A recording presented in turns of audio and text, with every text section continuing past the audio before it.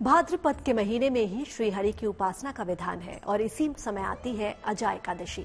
हर एकादशी की अपनी अलग महिमा है। हिंदू परंपरा में एकादशी को पुण्य कार्य और भक्ति के लिए महत्वपूर्ण माना जाता है। इस दिन व्रत, पूजन और स्नान दान से सभी समस्याएं दूर की जा सकती हैं।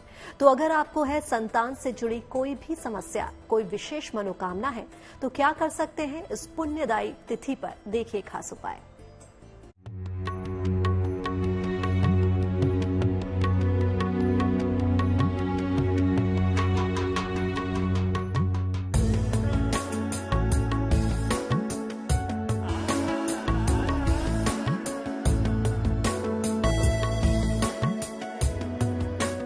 फिर सागर में विश्राम करते श्रीहरि की छवि देखने मात्र से ही मन शांत और पवित्र होने लगता है।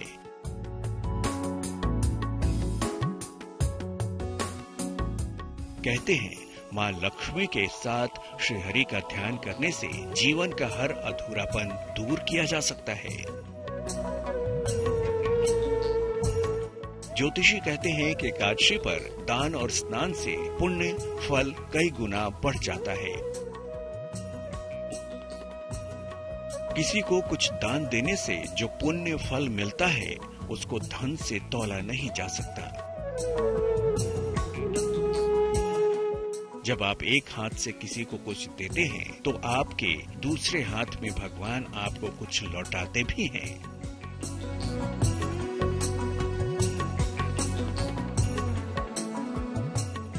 और भगवान की दी हुई वो चीज आपके दान से कहीं बड़ी और अनमोल होती है। इसलिए आज हम आपको अलग अलग मनोकामनाओं के लिए अलग प्रकार के दान के बारे में बताएंगे। तो ध्यान से देखिए, क्योंकि अजा एकादशी पर एक दान से हो सकता है आपका कल्याण। स्वास्थ्य की समस्याओं के लिए अन्न का दान करें। आर्थिक समस्याओं के लिए वस्त्र, जूते या छाते का दान करें। शीघ्र विवाह के लिए केसर, केला या हल्दी का दान करें। वाद विवाद या मुकदमे से मुक्ति के लिए मीठी चीजों का, विशेषकर गुड़ का दान करें। संतान प्राप्ति के लिए पीपल का वृक्ष लगवाएं।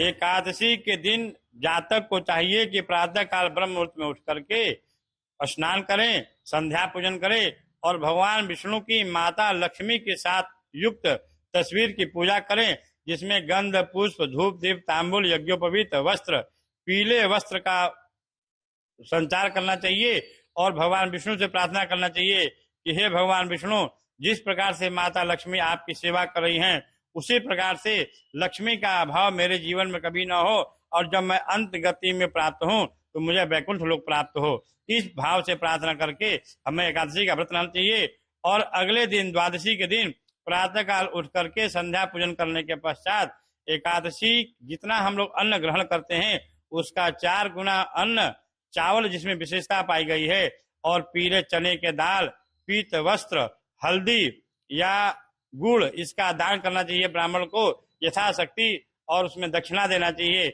इससे भगवान विष्णु प्रसन्न होते हैं और हमें सभी मनोकामना का पूर्ण करते हैं। मान्यता है कि अजा एकादशी के दिन हर समस्या का समाधान किया जा सकता है।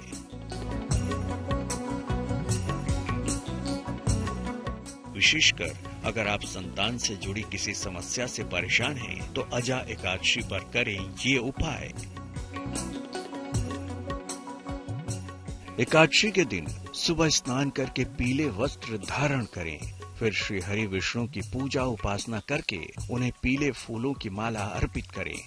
श्री हरि के किसी भी मंत्र का जाप करें और समस्या से मुक्ति की प्रार्थना करें। अजा एकादशी के दिन ऐसा करने से संतान से जुड़ी हर समस्या दूर होगी।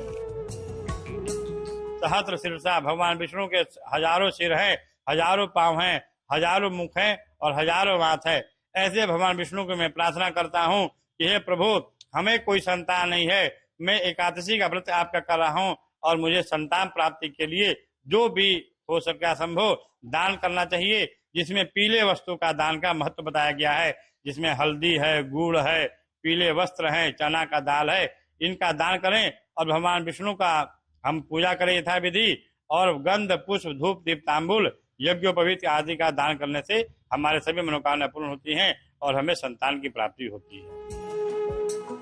बड़ा ही शुभ और पुण्य फलदायी है अजा एकादशी का ये व्रत। आप भी अपने जीवन के संपूर्ण कल्याण के लिए ये व्रत रख सकते हैं।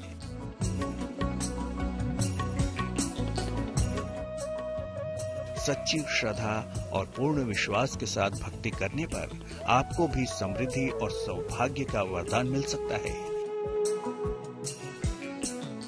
जगत के पालनहार आपका भी कल्याण जरूर करेंगे।